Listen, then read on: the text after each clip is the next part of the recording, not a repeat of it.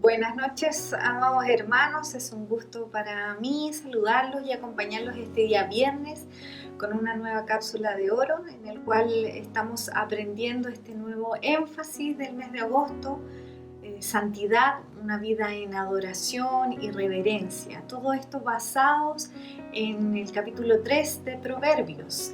La cápsula que vamos a revisar el día de hoy se titula Gracia y Santidad. Los hijos de Dios sabemos de bendiciones. Todo para nosotros es una bendición cuando estamos bajo el cuidado del Señor. El hecho tan sencillo de respirar, de estar vivos en medio de una pandemia, que en nuestra casa nos falte el pan, el trabajo, realmente son bendiciones del Señor. Pero la mayor bendición es la salvación que hemos recibido en Cristo. Esa salvación se le ocurrió a Dios. Él es quien planeó salvar a la humanidad y nadie se ha ganado esa salvación por mérito propio. Nadie ha logrado ni va a lograr ser salvo por sus obras. Usted y yo hemos recibido también esa salvación y perdón a nuestros pecados, pero como un regalo absolutamente inmerecido, porque yo estoy seguro que si nos examinamos a nosotros mismos, nos damos cuenta que en realidad hemos recibido algo de lo cual no éramos merecedores. Dios es quien salva y también a quien ha salvado también lo justifica. Y quien ha sido justificado también se le demanda ser santificado para Dios. La justificación y la santificación no son lo mismo, si bien ambos conceptos son parte de la gracia inmerecida que nos dio la salvación. La justificación es lo que ocurrió el día en que aceptamos a Jesucristo y confiamos en Él. En ese momento fuimos declarados justos y nuestra sentencia de culpables fue revocada, fue anulada. En cambio, la santificación tiene que ver con aquello que sucede en nosotros internamente, porque afecta el intelecto, afecta la voluntad, nuestros sentimientos, nuestra forma de obrar. Ese proceso de la santificación es el que va cambiando a un cristiano día a día o paso a paso. Es como cuando un niño es bebé y nace y empieza a crecer en este mundo físico. Así también nosotros, los hijos de Dios, empezamos a madurar, a crecer en fe y a progresar en las cosas de Dios. Entonces, lo que he tratado de decírselo en resumidas palabras es que la justificación es un acto y la santificación es la obra del Espíritu Santo. La justificación es el medio y la santificación es el fin. La justificación es algo inmediato, en cambio la santificación es un proceso, queridos hermanos, que nos va a tomar toda la vida. Acompáñenme a Romanos 8:28, veamos qué nos dice el apóstol aquí. Y sabemos que a los que aman a Dios todas las cosas les ayudan a bien. Esto es a los que conforme a su propósito son llamados, porque a los que antes conoció también los predestinó para que fuesen hechos conforme a la imagen de su Hijo, para que Él sea el primogénito entre muchos hermanos. Aquí lo que hemos leído es el propósito que Dios tiene con nosotros. El propósito de Dios en nuestra vida es hacernos hechos a la imagen de su Hijo, de Jesucristo. Y ahí en ese propósito es donde yo recién puedo comenzar a colaborar con Dios. Les recuerdo lo que decía, yo no pude hacer nada para obtener mi salvación que me justificó, pero puedo colaborar o resistirme a esa santificación. Si yo me resisto a Dios para ser santificada, bueno, Dios trae a nuestra vida diversas situaciones para quebrantarnos, para romper esa resistencia y disciplinarnos. Y así me doy cuenta de una muestra más de su amor y de su gracia, porque el Señor al que ama disciplina. Así lo dice Hebreos 12, la disciplina a veces no nos gusta mucho, no trae gozo en un principio, pero es necesario para nuestro proceso de santificación. ¿Sabe qué? Yo me daba cuenta que aún yo resistiéndome a su santificación, Dios no nos saca del redil, no nos deja huérfanos, no es un Dios que nos desecha inmediatamente cuando le hemos fallado, cuando nos hemos desviado del camino, sino que Él que comenzó la buena obra en mí, también la terminará. Y este es el proceso que vamos a vivir hasta que estemos en esta tierra o hasta que el Señor Jesucristo se manifieste nuevamente y venga por su iglesia. Y ahí nuevamente también veo la gracia de Dios que nos va a ayudar a perseverar hasta el fin. Esto cuando lo pienso y reflexiono digo, wow, esto debe llenarnos de gratitud y de asombro. No tenemos que perder esa capacidad de asombrarnos, porque piense un momento junto conmigo. Digo, ¿por qué yo? ¿Por qué Dios me ha favorecido de tal forma que me has hecho tu hija? ¿Por qué me has escogido a mí para hacerme un hijo conforme a Cristo? ¿Por qué me has hecho parte de tu familia si yo no soy mejor que nadie? Pero bueno, Dios le ha placido, nos ha hecho sus hijos, nos ha hecho su pueblo, dice que somos las ovejas de su prado. Somos una oveja que a Dios no se le pierde.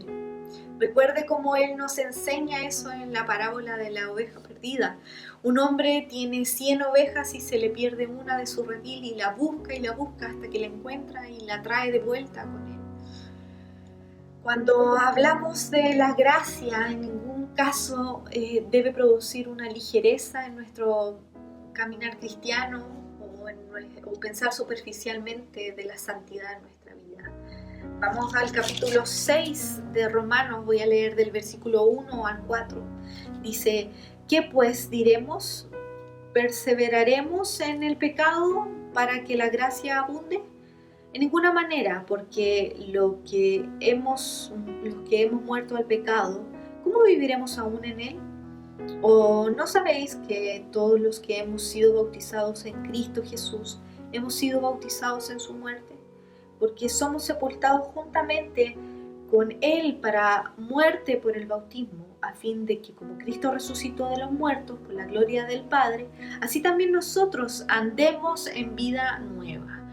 El apóstol Pablo quiere ser súper enfático en decir que en ninguna manera vamos a andar en el pecado para que la gracia sobreabunde. Yo creo que esa idea de pensar que alguien pueda continuar en pecado porque está bajo de la gracia era impensable para el apóstol. Porque quien se arrepiente de su vida pasada lo que busca es alejarse del pecado. Nosotros, según la Escritura, dice que hemos muerto con Cristo y hemos resucitado con Él espiritualmente. Ahora usted y yo estamos muertos para el pecado, pero estamos vivos para Dios. Ahora nosotros ya no tenemos esa vida que teníamos antes, ahora nosotros tenemos una vida espiritual.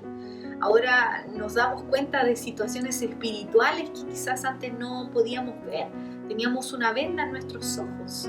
Antes quizás no queríamos honrar a Dios, Dios no era importante para nuestra vida porque vivíamos a nuestra manera y todo estaba enfocado al yo, a mí, a mi ego. Quizás no teníamos esa capacidad de ver a Dios como lo que Él es, ni tampoco podíamos ver en nosotros lo que realmente somos. ¿El pecado me puede atraer? Sí, nos puede atraer, pero ya no nos puede dominar. Y el proceso de santificación eso es que el poder del pecado se vaya debilitando en mí cada día más. Piense por un segundo en esto.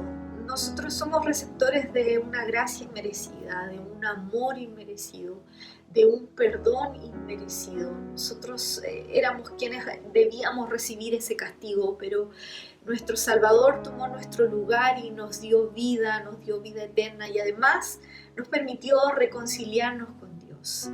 Hemos recibido esa bendición de Dios, pero no es cualquier bendición, sino que es la gracia de Dios que tiene un poder transformador, un un poder transformador que nos ha regenerado, que nos ha hecho nacer de nuevo, que nos ha cambiado ese corazón durísimo que teníamos como piedra por un corazón de carne, nos enseña la Escritura. Un corazón que hoy es la habitación del Espíritu Santo y literalmente, mi amado, somos el templo del Espíritu Santo. Sabe que, ya voy concluyendo, pero sabe que a Dios le interesa ver nuestra actitud que busca santificarse, o sea, Él quiere ver en nosotros que está la tendencia, está la búsqueda a santificarnos.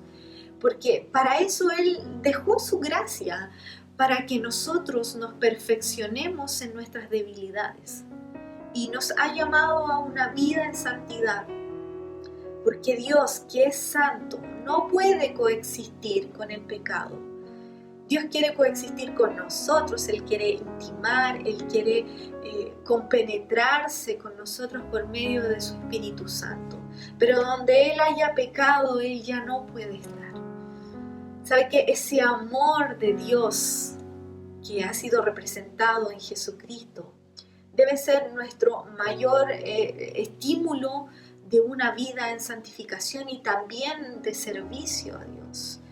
Este proceso es lento, sí, es lento, no vamos a cambiar de un día para otro, pero la gracia derramada en nosotros va a ser el mayor motor que nos va a impulsar a esa búsqueda de nuestra santificación personal.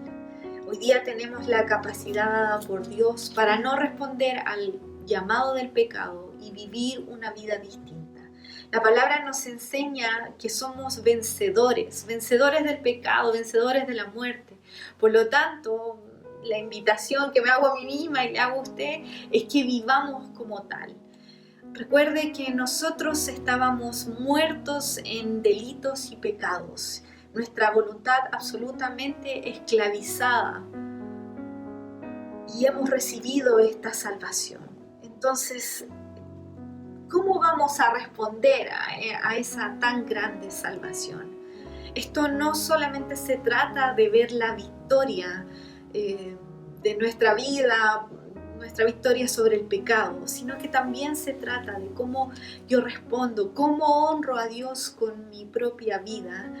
Me imagino que queremos ser hijos que le agradan a Dios, que día a día queremos estar más cerca de Él.